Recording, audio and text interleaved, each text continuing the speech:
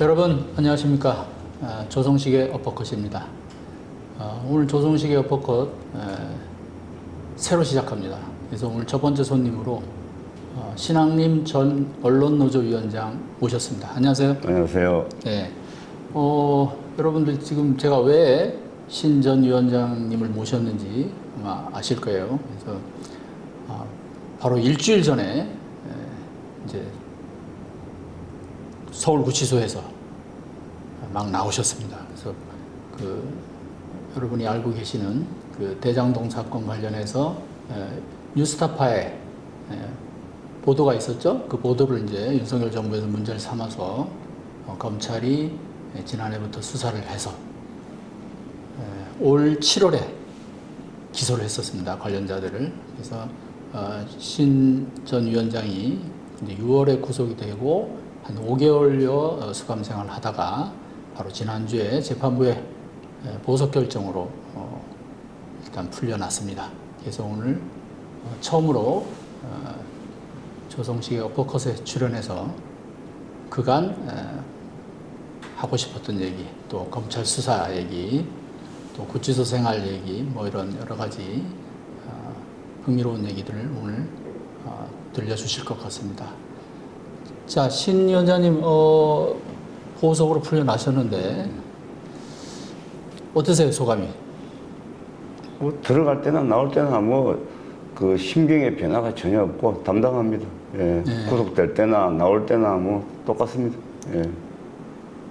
지금 이제 한 5개월여 동안 갇혀 계시다가 자유회무이 되셨어요. 정확하게 5개월에. 딱. 예. 이제 6월 20일 날 들어가서, 그날 구속영장 10주 심사가 있는 날 들어가서 11월 20일 날 나왔으니까 네. 딱 만 5개월입니다. 그날 뭐 두부 좀 드셨어요, 나오시는 날? 저는 뭐 그런 걸 별로 이렇게 막 의식하거나 그러지 않는데 자꾸 뭐 주변에서 억지로 그래서 몇 조각 먹었습니다. 가족분들이 아무래도 뭐 제일 기뻐하셨겠죠? 뭐 크게 뭐 마음속으로는 어떤지 모르겠는데 크게 기뻐하지 않아요? 크게 뭐 자, 이게 저도 이제 이 사건 재판을 거의 매주 꼬박꼬박 방청을 했었는데, 지지난주였죠. 그러니까 이제 이 보석과 관련한 신문이 있었던 게 19일. 19일. 19일이면 지난주가 맞나요? 아니. 지지난주죠. 그렇죠. 19일. 예, 그런데 그때 이제 판사가 이제 보석과 관련한 이제 신문을 했잖아요. 보석 신청에 대해서. 그때 이제 검찰이 또 좀 반대하는 그런 입장을. 반대 의견서 또 의견서도 내고 또 구두로 또 반대 이유를 또 설명을 했죠. 진술했죠. 그때 반대 이유는 주로 뭐였죠? 살고 있는 사람한테 구속돼 있는 사람한테 아니 포렌식을 지연을 시키다 또 거짓말을 또 하는 거예요. 그러니까 진술 거부했다는 얘기하고 포렌식을 지연시켰다. 포렌식을 지연시켰다. 그래서 제가 적반하장이라고 그랬습니다. 적반하장이다. 검찰 측이 적반하장이다. 포렌식 대상으로 삼은 양이 데이터가 엄청 많잖아요. 그래서 원래는 재판장께서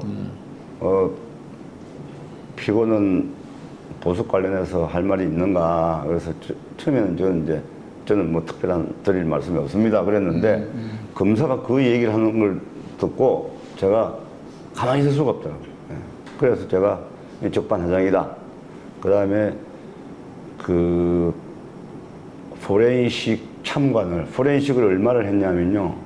아침 10시부터 저녁 6시 퇴근 직전까지 꼬박 매일 해가지고 32일을 했어요. 32일? 네. 32일을 했고, 2달 반 동안을, 그게 2달 반이 지연이 된, 2달 반 동안에 32일을 했거든요. 그 포렌식을 했던 그 수사관, 저를 수사했던 그 수사관, 검사 밑에 일하는 수사관이 이제 포렌식 경험도 많은 친구인데 그러더라고요. 이 포렌식 기간이 이렇게 오래 걸린 거는 개인으로서는 아마 기록이지 않겠냐 그러더라고요. 어떤 기관, 우리나라 어떤 대기업에서 그 관련된 사건 가지고 석 달을 이렇게 포렌식을 했는데 데이터가 많으니까 저 같은 경우에는 뭐 어쨌든 2달 반 그리고 날수로는 꼬박 32일을 했으니까. 자, 그러면 검사의 주장과는 다르게 예. 피의자가 일부러 그거를 지연시킨 게 아니고 예. 워낙 포렌식 대상으로 삼은 자료가 많기도 하고 그죠? 전자정보가 원체 많았죠. 자, 제가 듣기로는 뭐 한 10년치 문자 10년, 메시지 뭐 10년 더 됩니다. 10년도 더 돼요? 예, 그 거기에는요. 기록을 다 털었다고 하는데. 네, 10년, 한 15년, 뭐, 그러니까 옛날 노트북에 쓰던, 있던 전자정보 데이터도 그대로 새 노트북에 옮겼고, 또 그 전에 쓰던 휴대전화에 있던 정보, 그것도 그대로 이제 옮겨놓은 상태에서. 그럼 이건 어떻게 보면은요, 이제 이걸 포렌식을 잘 알고, 제3자가 보기에는 당신이 멍청한 거다. 그런 걸 왜 안 없애고 그게 뺏기냐. 근데 저는 뭐 거기에, 저는 이 사건에 관해서 뭐 제가, 의식하기로 제가 법을 몰라서 이게 뭐 법에 저촉되는지 그걸 몰라서 뭐가 나올지도 모르겠는데 저는 검찰이 주장했던 그 뭐 책을 판 게 아니고 뭐 검찰의 주장들이 전부 사실이 아니기 때문에 내가 가져가서 다 봐라 그냥. 사실은 이제 그런 심정이었고 제 사건하고 아무런 관련 없는 정보들을 뭐 무차별적으로 다 추출해 가지고 왔고 그보다 더 중요한 것은 그 추출하는 작업하고 별개로 노트북하고 휴대전화 그다음에 그 외장 하드에 들어있는 걸 그대로 이미징이라고 합니다. 네. 예, 이미징 하는 건 전체를 그대로 그 안에 있는 이제 삭제한 것까지도 전부 복원된 상태의 이미징해서 그걸 대검찰청이 관리하고 있는 D넷이라고 하는 그건 불법이죠. 자기네들은 얘기는 했지만 거기에 몇개 이제 또 당연히 가 있는 거죠. 네, 가 있는 거 이중적으로 그렇게 돼 있는 건데 그래서 관련 없는 사건 가져간 걸 예를 딱 2개만 들게요.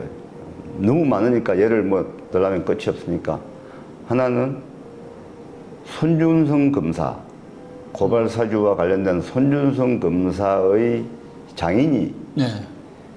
그 국민의힘당 그 전신인 집권당의 정책위 의장을 하고 국회의원을 하신 분이에요. 맞습니다. 예, 네. 그 경제 관료로 고위 관료로 지내다가 아마 지금 새마을운동 중앙회인가 거기에 회장으로 아마 계신가 그렇게 아마 알고 있는데 그 손준성 검사의 장인 그 인물 파일 김 뭐 땡땡 손준성 장인 하는 이 인물 파일도 가져가고 그다음에 물론 당연히 손준성 인물 파일도 가져가고 그럼 이 사건하고 손준성하고 저하고 손준성 장인하고 제 뉴스타파 보도하고 제 사건은 아무 관련이 없거든요. 그렇죠. 네. 또 뭐까지 가져가냐면 1933년에 바로 동아일보 기사를 또 가져가요. 1933년 동아일보 33년 동아일보 기사. 어떤 기사입니까? 어떤 내용이냐면 1903 원래 조선일보를 설립한 사람들은 그 대정실업 친목회라고 해서 일제 때 우리나라 기업인들 중에서 총독부의 허가를 받아가지고 기업 활동하는 사람들이 요새 같으면 정경련 같은 곳이에요. 그 대정실업 친목회에서 조선일보를 이제 출자금을 모아 설립을 했단 말이에요.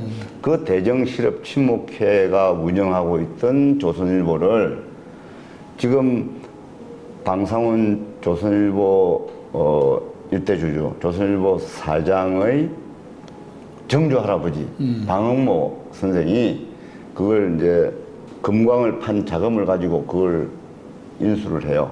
그 인수를 해서 방응모 씨가 조선일보를 인수했다라고 동아일보에 기사가 나요. 33년도에. 네. 그 기사를 가져가는 거예요. 자, 뭐 이런 얘기가 아마 뭐 이제 참 엄청 많을 것 같은데 지금 끝이 없죠. 사실 검찰이 지금 지금 여러분들이 딱 들어보셔도 알겠지만은 근데 어떻게 뭐 10년치 이상께 그대로 다 남아 있었을까? 무조건 옮기니까 제가 하는 일 자체가 예. 제 이제 뭐 전문 분야라고 2005, 6년 그때부터 해오던 작업이 이제 이 한국 사회를 지배하는 이 세력들, 네. 핵심 세력들의 혼맥을 연구조사하는 거기 때문에 저는 사람과 사건과 이런 거에 관한 그런 이제 그 모든 기록을 다 계속 예. 그리고 노트북하고 이제 휴대전화. 그러니까 제 휴대전화에 문자 메시지까지도 그대로 계속 옮겨간다. 문자 메시지, 카톡, 텔레그램 다 이렇게 옮겨놓기 때문에 그러니까 그 방대하네요, 진짜. 예, 그래서 뭐 하여튼 사진, 동영상, 전화번호 그대로 옮기기 때문에 그렇습니다. 자, 이런 많은 데이터를 갖고 있는 사람을 포렌식이 그래서 오래 걸렸다. 그 당사자를 뭐라고 할 수는 없는 거잖아요. 왜 그렇죠. 그렇게 10년 이상치까지 도대체 턴 이유가 뭐냐. 네. 이게 사실 중요한 거지. 그죠? 자, 지금 이 사건이 제가 보기엔 크게 두 가지로 구성이 되어 있다. 자, 이제 발단은 대장동 사건의 주역인 김만배 전 화천대유 대주주죠? 대주주. 김만배 씨와 그다음에 신학림 전 언론노조위원장의 어떤 그 뭐 인터뷰면 인터뷰 또는 어떤 뭐 사적인 대화라는 대화인데, 자, 이 부분을 이제 뉴스타파에 제보를 하신 거예요. 그래서 뉴스타파가 이제 나름 검증을 해서 대선 직전에 보도를 했는데, 이게 이제 검찰이 이제 김만배 신학님 두 분에 대해서는 또 여러 가지 그 이제 제명을 이제 적용을 했고, 뉴스타파에 대해서도 이제 윤석열 대통령 명예훼손으로. 네, 정보통신망법에 의한 그렇죠. 네, 명예훼손. 자, 정보통신망법이라는 것은 주로 이제 인터넷을 통한 네, 그렇습니다. 명예훼손이 되는 건데, 자, 뉴스타파는 이제 그 부분으로 이제 그래서 그 부분 또 같이 기소가 됐어요. 네. 근데 이제 보면 자, 검찰 표현대로라면 이게 이제 일종의 범죄 행위라고 칩시다. 그러면 범죄 행위가 두 구간으로 나눠진다고 볼 수 있는데, 물론 전체적으로 연결이 되지만, 첫 번째는 김만배, 신학님 두 사람 간의 행위예요. 네. 그다음에 두 번째는 신학님, 뉴스타파 간의 행위입니다. 그렇습니다. 자, 요게 이제 구간에 따라서 서로 이제 그 혐의가 좀 다른 부분이 있고, 근데 전체적으로는 또 연결이 되고, 자, 그런 부분인데 지금 이제 전체적으로 연결하는 것은 이제 검찰이 그렇죠. 연결하는 전체적으로. 거죠. 네. 예. 그래서 자, 두 사람 간의 이 약속 인터뷰 자체가 인터뷰 아니에요? 자, 공식 인터뷰가 아닙니다. 네. 자, 그러면 대화라고 할까요? 네, 대화죠. 어쨌든 대화를 녹음한 사적인 대화. 네.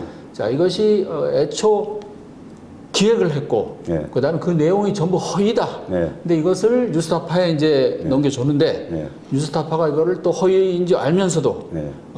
공모해서 네. 모든 사람이 여기에 관련돼서, 그래서 대선 직전에 네. 보도를 했다. 네. 그래서 이 보도는 전체적으로 허위고, 지금 재판 제가 들어가 보니까 계속 검찰 주장이 그거예요.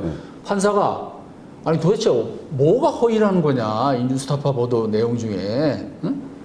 검찰은 계속 이래저래 해서 지금 제가 말한 전체적으로 허위다, 이렇게 얘기를 하고 있는데, 자, 우선 수사와 재판은 나눠서 제가 좀 질문을 해볼게요. 수사 기간이 또 워낙 길었잖아요. 자그마치 한 8개월 이상, 9개월 작년 9월 1일 날 제가 압수수색을 당했으니까. 그렇죠. 예, 그리고 9월 7일 날 제가 1차 피의자 신문 조서를 받았습니다. 그때부터 해서 기소는 올해 7월에 됐단 말이에요. 올해 7월 8일이요.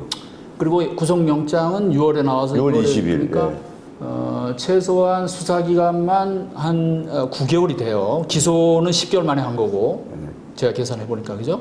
그래서 상당히 이례적인 일인데, 자, 그만큼 수사를 도대체 이게 뭔 사건이길래, 여권에서 또 용산에서는 이 시대의 정치 공작이다. 그다음에 국기문란 사건이다. 또 여당 대표라는 사람은 사형에 처해야 될 아주 그런 흉악한 범죄다. 이거 어마무시해요. 예? 거기에 주인공이세요. 국사법. 자, 그래서 엄청 하여간 고생을 하셨어요. 아까 우리가 잠깐 얘기한 대로 그 무시무시한 그 압수수색, 그다음에 그 포렌식, 기나긴 포렌식 과정. 또 허리도 아프신데 조사받느라고 진짜 고생을 많이 하신 걸로 제가 알고 있는데, 자, 저는 오늘 어쨌든 또 내용에 대해서, 사건에 대해서 물어보는 거는 좀 냉정하게 물어볼 겁니다. 괜찮습니다. 예, 그거 뭐든지. 예, 그와 별개로 검찰이 잘못은 검찰이 잘못이고, 네. 또 저희가 신전 위원장은 도대체 잘못한 게 없는지 이런 부분 또 검증해야 되죠. 네, 좋습니다. 네. 자, 그럼 검찰은 2021년 대선 직전이었죠. 네. 9월 15일 날 김만배 씨와 신학림 전 위원장이 두 사람이 네.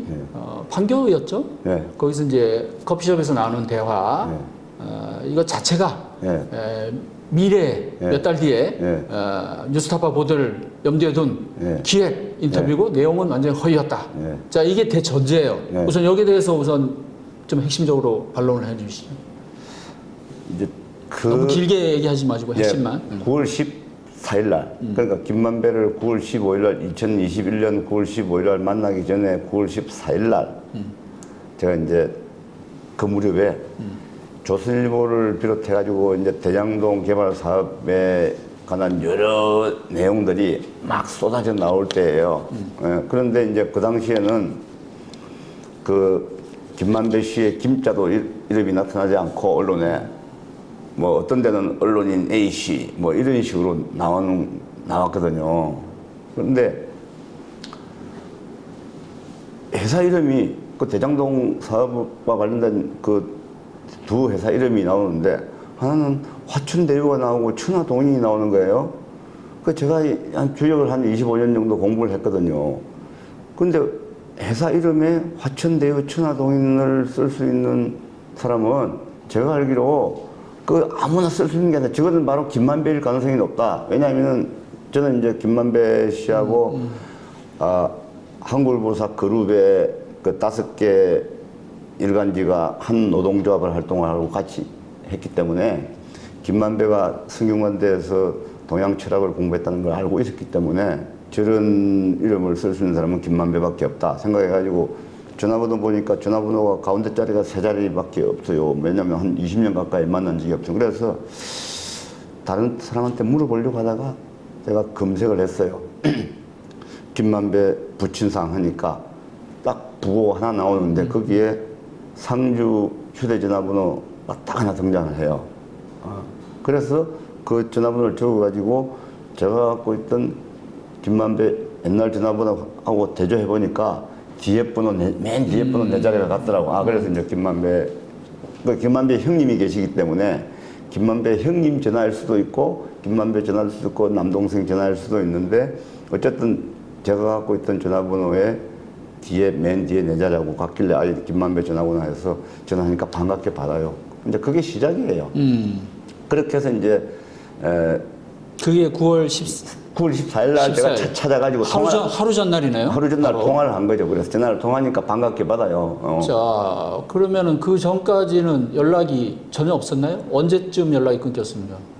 이제 저는 한국일보사 노조위원장으로 있다가 코리아타임스에 근무하다가 2003년 1월 달에 언론노조로 가서 전임으로 활동을 했기 때문에 그리고 이제 저는 김만배가 머니투데이로 가서 법조한다는 것도 거의 하여튼 제가 언론노조 위원장 할 무렵에 그 청계천 지나다가 우연히 만나가지고 그때 잠깐 저 머니투데이에서 저 검찰 출입하고 있어요. 그 얘기를 들은 거 말고는 거의 뭐 한 20년 이렇게 되는 거죠. 20년 가까이 되는 거죠. 그러니까 이분이 사실은 이제 또 저희도 처음에 약간 의아했던 부분이긴 해요. 어떻게 20년 만에 연락을 해서 바로 다음 날 만나서 또 그런 이제 중요한 대화를 할 수가 있었느냐. 이제 뭐 이런 부분은 이제 그래서 아마 검찰도 이 부분이 그럴 리가 없다. 사전에 벌써 충분한 모의가 있었다. 그러면서 이제 뭐 재판에 보면 그걸 증언한 증인들이 이제 나와요. 그 얘기 조금 이따가 하겠습니다만은 자, 지금 신 전 위원장님 말씀은 그냥 우연히 그 부고를 보고 전날 그것도 그렇게 해서 통화를 옛날 전화번호로 어쨌든 해서 통화가 됐다는 거고 그럼 한번 만나자 이래 된 거예요. 그래서 그렇게 된 건데 이제 이 대목을 말씀을 드려야 되는 게 그러면 왜 20년 가까이 뭐 15년 이상 이렇게 만난 적이 없었는데 어떻게 그게 만나지냐? 그럼 그것은 두 사람 사이에 어느 정도 신뢰가 그러니까 김만배가 만약에 전화를 받았는데 형 저 바쁘고 형 그냥 제가 나중에 시간 될 때 전화해서 우리 한번 봐요 했으면 저도 뭐 어떻게 강요할 수 없는 거잖아요. 저도 바쁠 텐데 그런데 형 제가 형 얼마나 찾아주는지 알아 뭐 이제 그런 얘기도 해가면서 그래서 반갑게 하니까 제가 어떤 생각이 들었냐면 한국일보사 노동조합 활동을 투쟁을 같이 하면서 네. 그때 쌓였던 두 사람 사이의 신뢰를 여전히 저에 대한 신뢰를 김만배가 여전히 가지고 있구나. 왜냐면은 그냥 노동조합 활동하다가 그냥 일반적인 노동조합 활동이 아니고 그 당시에 한국일보를 소유 지배하고 있던 그 2세들이 그 경영을 책임진 2세들이 너무 무능하고 부패해서 저 사람들의 무능 부패를 바로잡지 않으면 한국일보 미래가 없다. 결국에 제가 예언한 대로 됐거든요. 이제 한국일보가 주인이 바뀌잖아요. 이제 그 이후에. 그래서 그 족벌 언론 사주와 사주를 상대로 싸우는 모습을 보고 대부분 안 살려고 하잖아요. 예. 동아일보 제일 힘들죠, 그게. 예, 동아일보 계셔보셔서 아시겠지만 안 살려고 하잖아요. 족벌 기자들이라 하더라도. 이제 그런 점을 아마 김만배는 아마 나름대로는 소중하게 생각하지 않았나 싶어요. 그래서 다음 날 이제 만났는데 이렇게 나중에 이제 뉴스타파 보도로 알려진 두 사람 간의 대화 내용을 보면 예. 물론 이제 대장동 얘기가 뭐 한 절반이라면 절반도 채 안 되는 것 같은데 나머지 사적인 얘기들이 많은데 대장동은 뭐 그래도 뭐 이런저런 얘기를 많이 예, 하잖아요. 예. 이재명이 어떻고 윤석열이 어떻고 그런 거 보면 얘기들이 물론 이제 사적인 대화라고 하지만 뭔가 보도를 서로 염두에 두고 대화를 나누는 것이 아닌가 이런 또 의심은 좀 들거든요. 어떻습니까? 말씀드릴게요. 상호. 저는 왜 그러면은 거기 녹음을 하려고 생각했냐면 저는 뭐 부동산 개발이라든가 이런 거에 대해서 일절 아는 바가 없어요.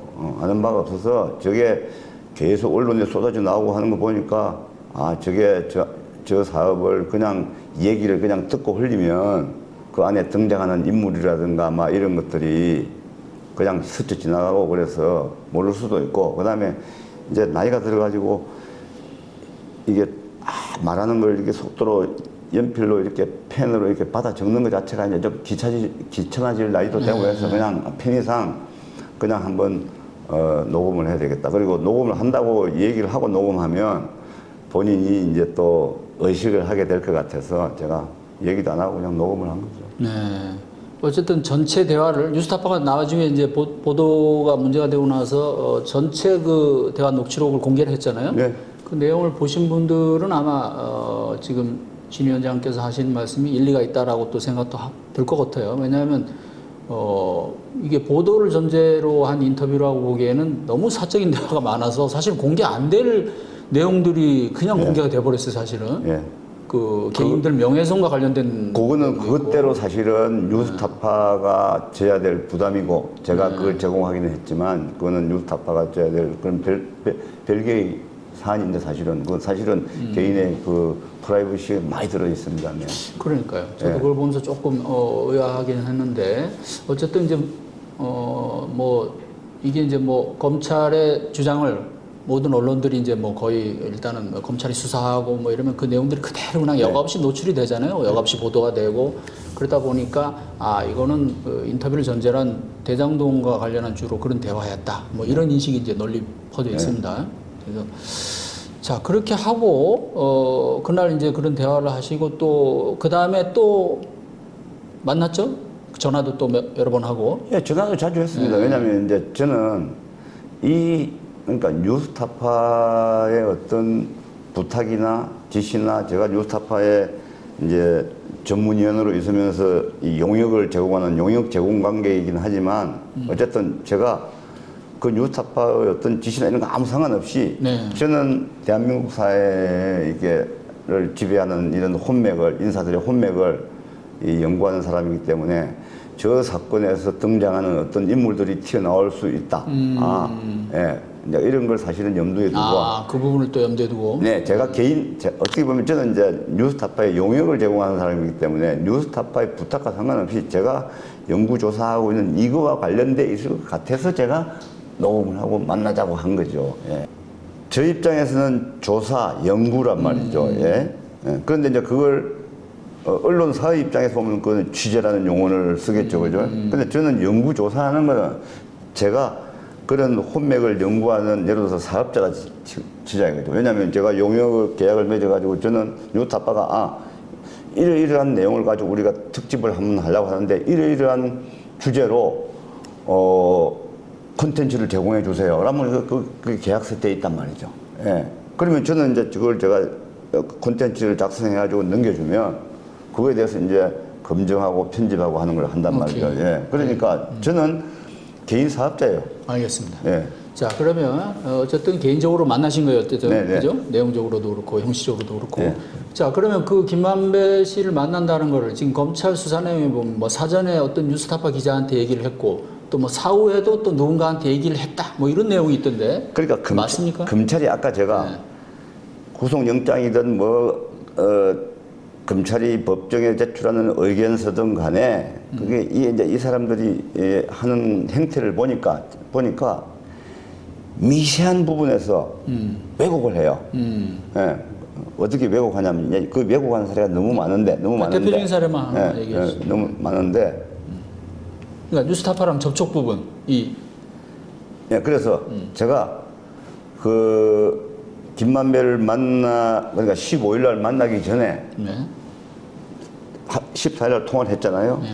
그래서 이제 15일 날 만나게 돼 있는데 만나기로 이제 시간하고 장소를 제가 통보받아야 돼요. 그래서 본인이 알려주기로 했어. 그래서 제가 이제 그 뉴스타파 쟤한테 가끔 기사 등을 관련해가지고 자문을 구하고 하는 이제 기자들이 있단 말이에요. 그래서 이제 가끔 소통을 하는 기자한테 제가 그랬죠. 제 기억에 내가 김만배의 만나려고 답을 기다리고 있다.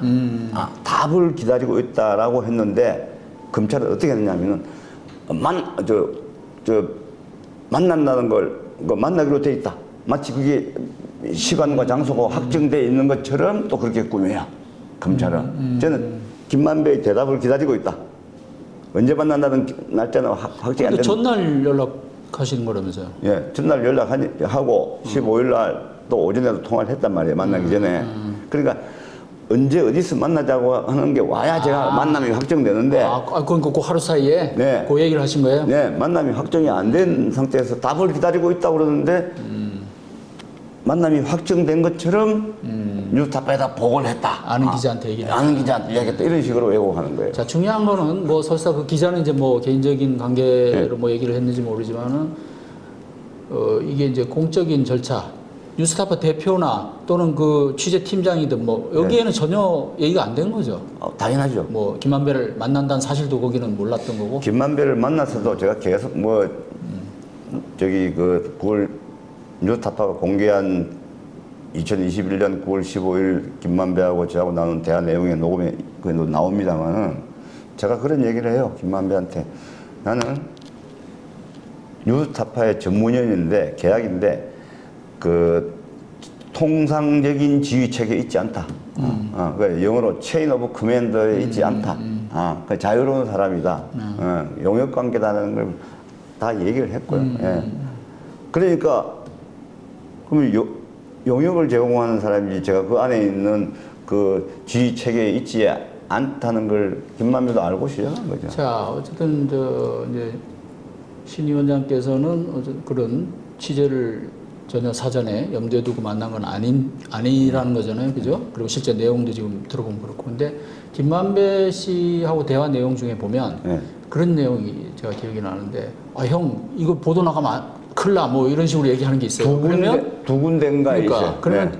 김만배는 적어도, 네. 자, 신 위원장님의 의사와 별개로, 네. 김만배는 적어도 이게 내가 뉴스타파 전문위원하고 어쨌든 얘기하는 거니까 보도가 나갈 수도 있다는 걸 좀 생각을 했을 것 같아요. 그거는 그런데 그 대목 말고 보도가 이거 나가면 이거 나가면 안 돼라고 한 거 말고 어떤 보자도 나온 적이 없고 기사 나온 적이 없어요. 왜냐하면 그 전제를 알고 있었기 때문에. 그런데 이제 제가 뉴스타파 전문이에요. 그리고 제가 코리아타임스 기자 생활을 했으니까 제가 그러니까 김만배는 제가 뉴스타파에 있다는 거는 그 뉴스버스에 그 일하던 신모 전 한국으로 우리 동료 통해서 뉴스타파에 있다는 건 알고 있었는데 제가 어떤 신분 관계, 어떤 계약 관계로 있는지는 몰랐죠. 예, 그러니까 아마 그런 걸 막연하게 표현했는지 그건 모르겠는데 어쨌든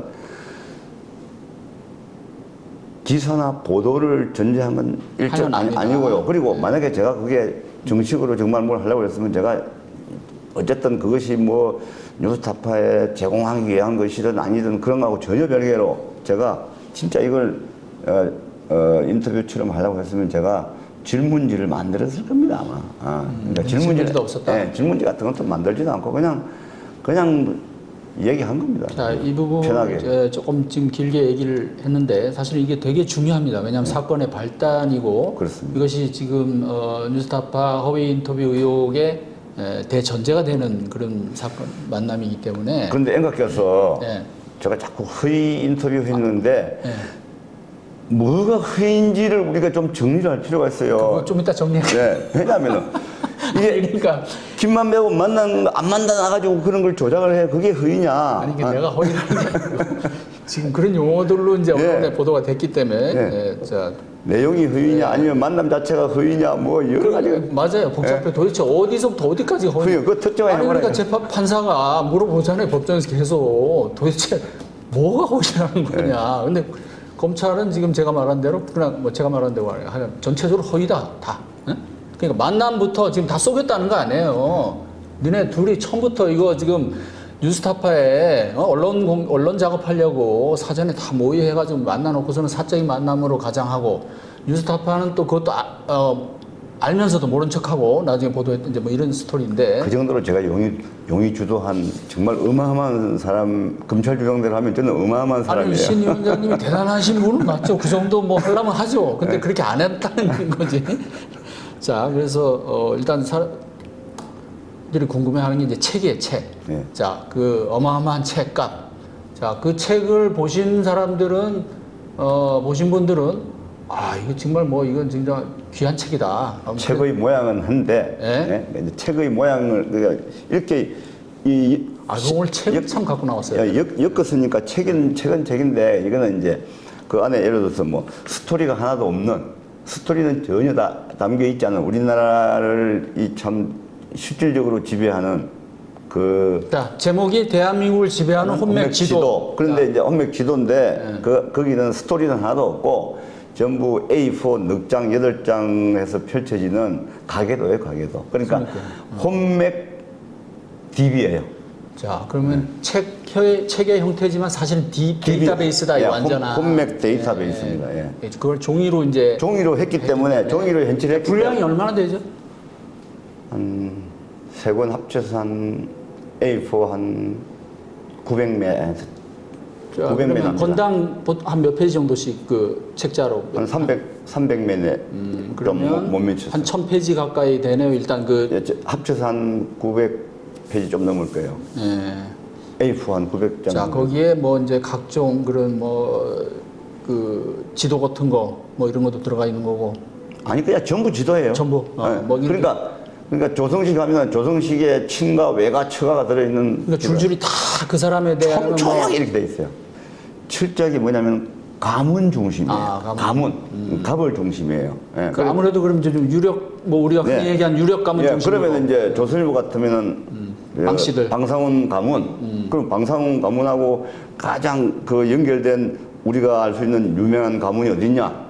그러면 이제 윤보선 가문. 왜냐하면은 그런 식으로 계속 연결이 그러면 방상훈 사장의 부인이 그 일제 때 한국 사람이 조선 사람이 일본의 귀족원 의원을 한다는 건요. 그거는 상상할 수 없는 겁니다. 그 윤치호 씨가 그 처음에는 이제 독립운동 쪽에 있다가 나중에는 변절해가지고 친일을 하게 되잖아요. 그 윤치호의 정손녀가 방상훈 사장의 부인이거든요. 그래서 이게 또 이 얘기 또 이제 무궁무진하잖아요. 예, 그렇습니다. 옆으로 빠지면 안 되고. 2부에서 또 그거는 다루고. 빠지면 안 되니까. 자, 그래서 지금 책이 어떤 내용이고. 그 책이라고 하면 인물 DB. 혼맥 DB. 알겠습니다. 인물 DB. 인물 데이터베이스. 이게 엄청난 이제 어떤 가치를 갖고 있냐를 잠시 얘기를 했는데. 자, 그래도 이제 이것이 이제 어쨌든 건당 이제 5천만 원에 김만배 씨한테 판 걸로 돼 있는데 그래서 합해서 1억 5천 거기에 뭐 부가세 명목으로 또 1,500이 붙어서 1억 6,500 그래서 이제 이 저자로서 사실은 엄청난 한 10여 년 이상 여기 공력을 그렇습니다. 들인 거잖아요. 그 내용도 방대하고 그래서 저자로서는 뭐 충분히 그 정도 값을 받을 만하다라고 이제 생각을 하시는 건데 사실은 일반적인 관념에 비춰서는 네?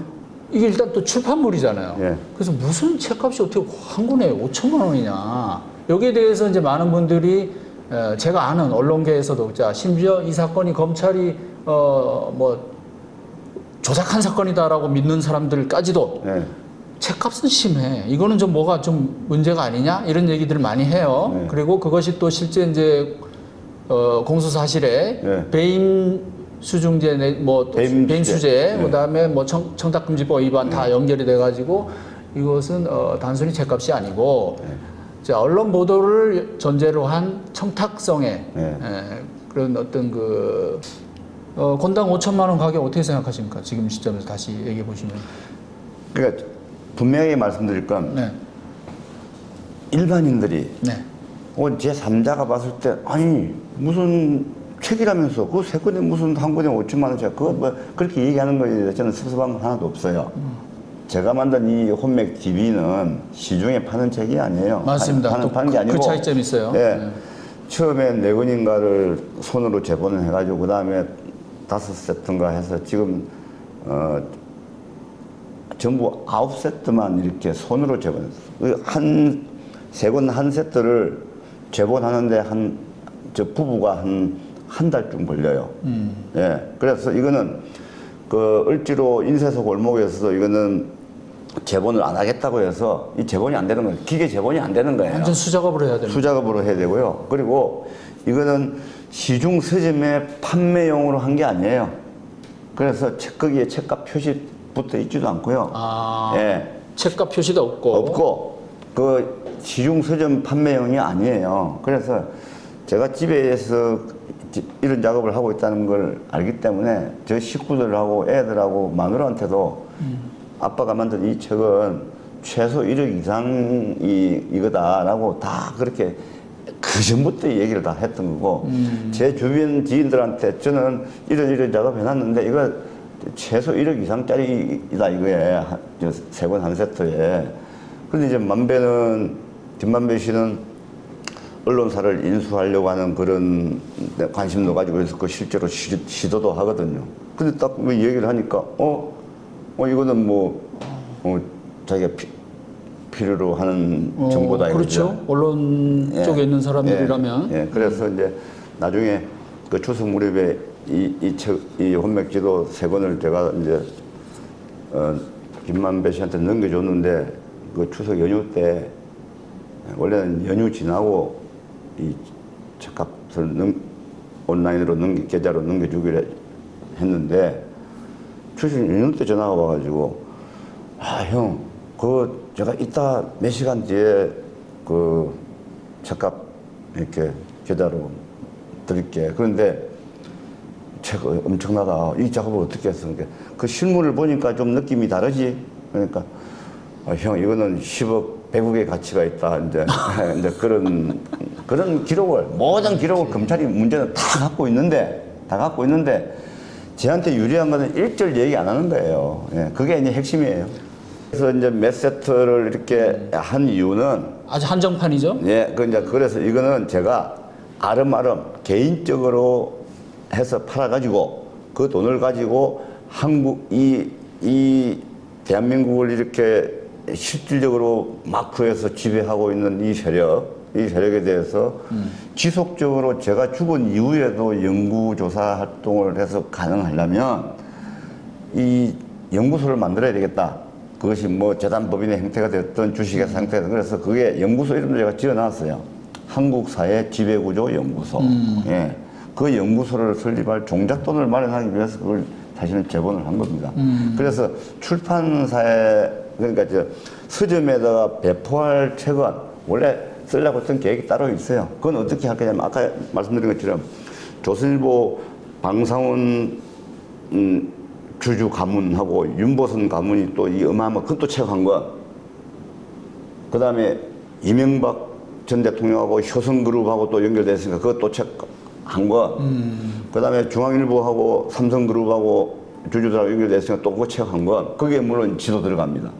그 지도가 몇십 회씩 들어갈 겁니다.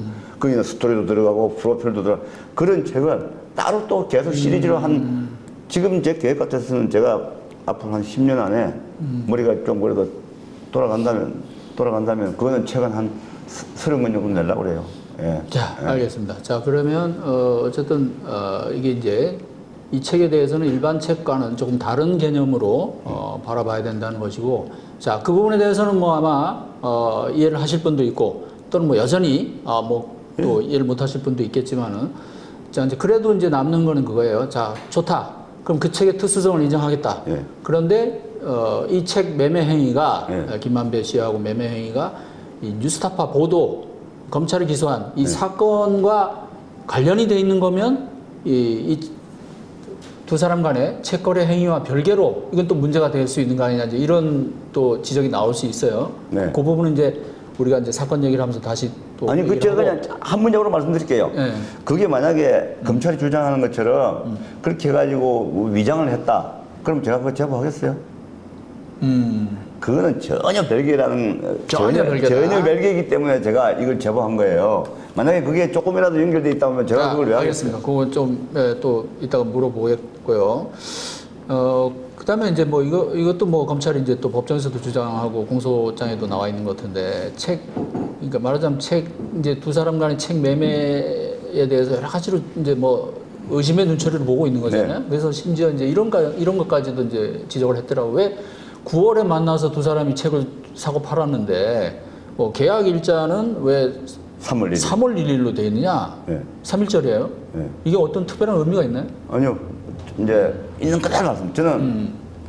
저는 없는 얘기는요 할 수가 없어요. 예. 제가 그래도 뭐 명색이 기자 생활하고 전국의 신문, 방송, 통신, 출판, 인쇄 노동자들이 모인 언론노조위원장을 4년 2개월 했는데 저는 유리 항아리 속에 들어있는 그 물고기 같이 투명하게 다 노출되어 있는데 그걸 어떻게 거짓말을 합니까? 예. 그러니까 날짜가 왜 그러는데? 날짜가 왜 그러냐면 자 보세요. 만약에 그렇게 위장을 하는 거다 그랬으면 미리 좀 더 완벽한 계약서 손으로 적석해서 쓰지 않고 이렇게 딱 계약서를 만들어 가지고 수업나게 이렇게 딱 했을 건데 그건 적석에서 제가 갖고 있던 그 스프링 노트에다가 손으로 써가지고 한 거예요. 그런데 계약 날짜를 이렇게 하려고 하니까 그 계약서 제가 쓰고요. 제가 썼어요. 그냥 뭐 저는 그런 계약서를 처음 써봐요. 평생 그런 게 처음 써보는데 어쨌든 썼고 그 다음에 이름도 김만배 이름도 제가 썼어요. 신함 김만배. 제 이름도 제가 쓰고 김만배 사인만 김만배가 했어요. 예. 그런데 그 날짜를 하려고 하니까 김만배 씨가 이거는 뭐 3월 1일자로 하자. 그래서 저는 이제 그냥 뭐 그런 자질구레한 거 가지고는 저는 뭐 중요하다고 생각 안 하니까 그리고 본인이 뭐 사업자니까 뭔가 뭐 세금 가격이라든가 이유가 있겠거냐고 제가 묻지 않고 지금 생각하면 그거 묻고 뭐 이렇게 해야 되는데 그 묻지 않은 건 제 실수인데 그냥 뭐 3월 1일자로 적은 거죠. 그러면 그게 가짜야 그게 이제 만약에 그게 실제로 3월 1일 계약을 하고 그랬으면은 그동안에 접촉한 게 있어야 되고, 그죠? 그렇죠. 예, 접촉한 게 있어야 되고, 그 다음에 매매 대금이라든가 뭐 이런 거에 대해서, 오간 이런 거에 대해서 뭔가 그 검찰의 주장을 뒷받침하는 것들이 있어야 돼요. 예. 그런데 이제 그 돈 받은 거는 그로부터 며칠 뒤에 추석 연휴 끝나고 나면 내가 송금하겠다라고 또 딱 검찰 기록에 점검물에 다 있어요. 그러다가 또 책 내용을 그 DB를 쳐다보니까 이게 놀래 다음에 이제 며칠 땡겨서 준 거잖아요. 본인이 약속했던 거 땡겨 준 거예요. 처음에 뭐 계약금 쪽으로 얼마 주고 이렇게 나눠서. 그건 300은 나중에 저는 중간에 받은 걸로 제가 기억을 했는데 나중에 보니까 9월 15일 날 만났을 때 받았더라고요. 네. 예. 그래서 또 그거는 이제 그 받아가지고 또 제가 그런 목돈이 생기니까 마누라한테 바로 와가지고 그것도 삥땅 안 하고 마누라한테 줬더라고요.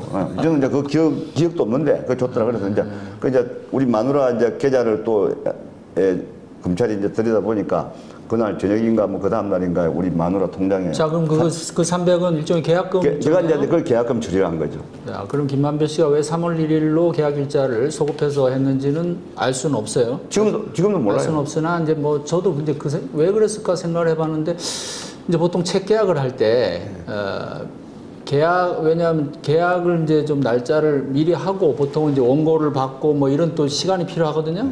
그 실제 책이 발행돼서 이제 넘겨주고 할 때는. 그래서 아마 이게 갑자기 만나서 날짜를 그렇게 적으면 이상하니까 아예 좀 미리 올려놨나. 제가 그런 건 일절 안 물어봤어요.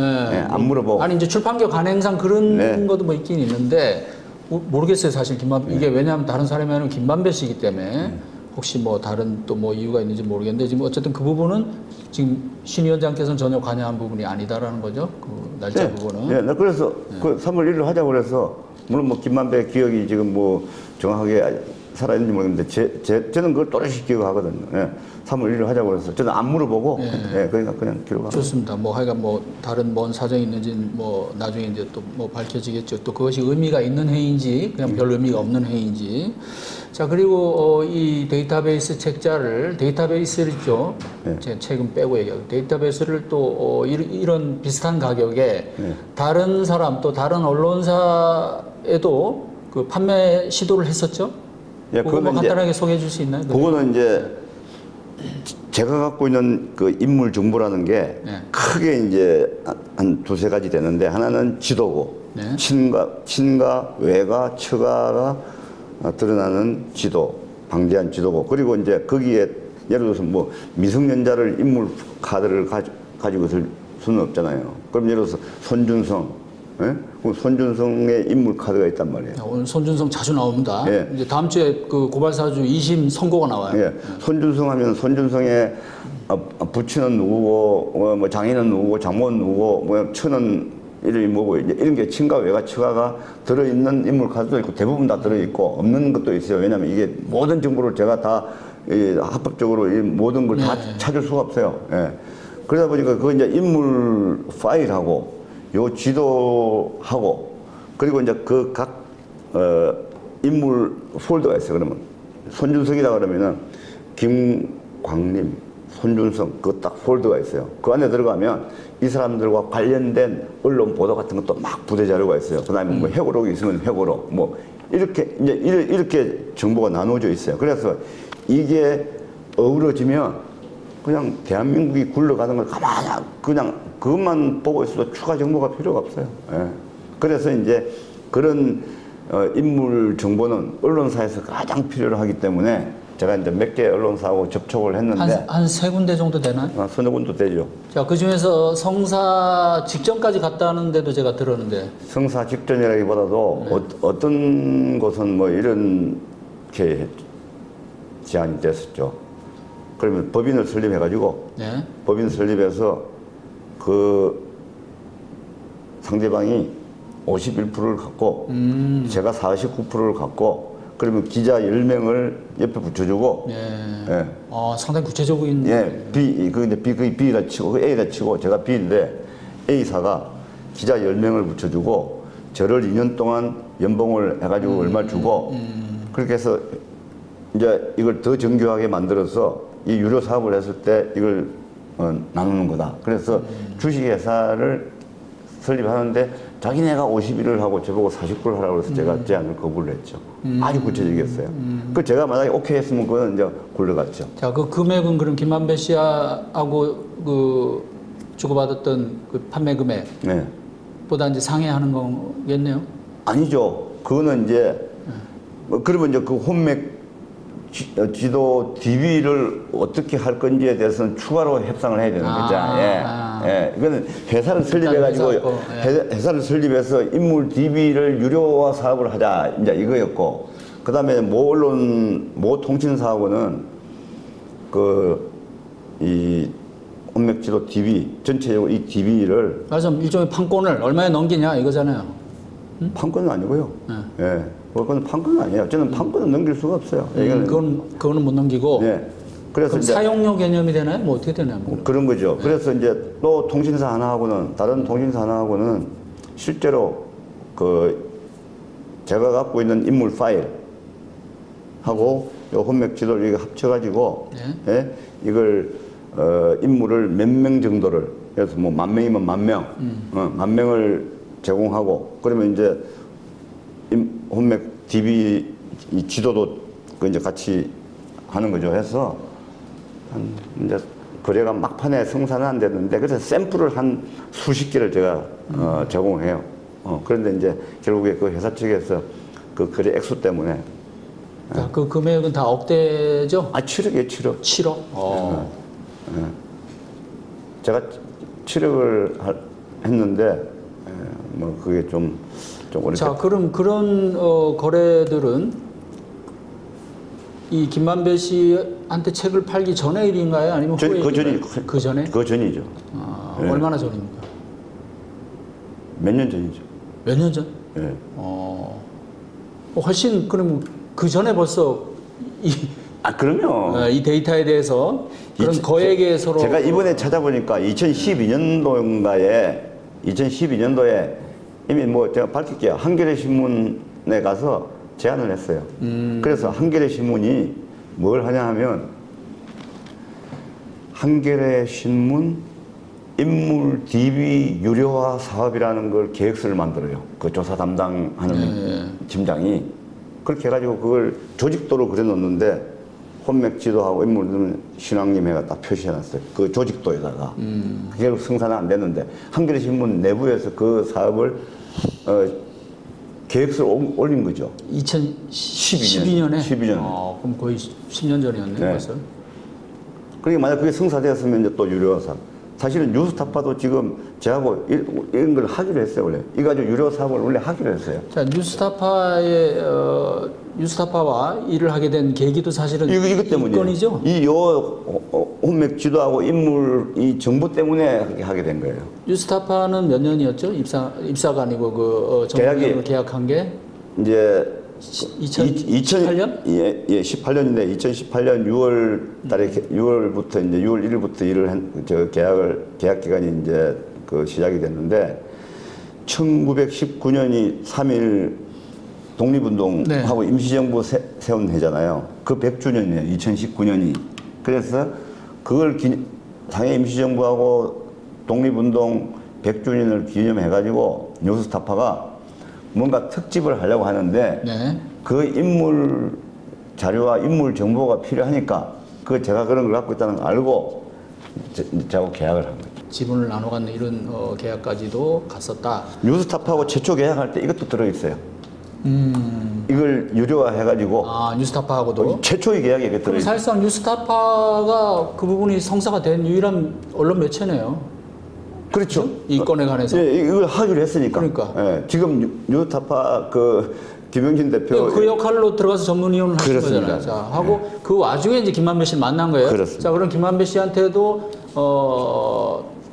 이거 책을 팔게 된 계기가 김만배 씨가 언론재단 얘기를 하고 언론에 계속 언론사를 인수할 계획을 갖고 있고 하니까 괜찮겠다 이게. 응? 제가 알고 있었죠. 그러니까. 왜냐하면 제가 두 군데 얘기할게요. H일보하고 뭐 한국일보요?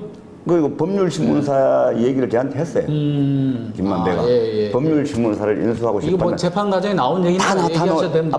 앞으로 다 나올 겁니다. 왜냐하면 12월 10일 날 그 김만배하고 저하고 나눈 대화 내용 녹취하고 아니 이미 나왔다니까 제가 들었어요. 아니 그러니까 재판 때. 녹취하고 녹취 내기하고 신문 인수하려고 했던 거. 녹취하고 그다음에 김만배하고 저하고 주고받았던 전화 대화 녹음한 거하고 거기 다 나온단 말이죠. 12월 10일 날 다 들을 거예요. 그날. 예. 자, 그런 내용들이 부분적으로는 재판 때 이제 뭐 증인신문이나 이렇게 또 통해서 그러니까 재판이 나왔었는데. 진행이 되면 진실이 감춰질 수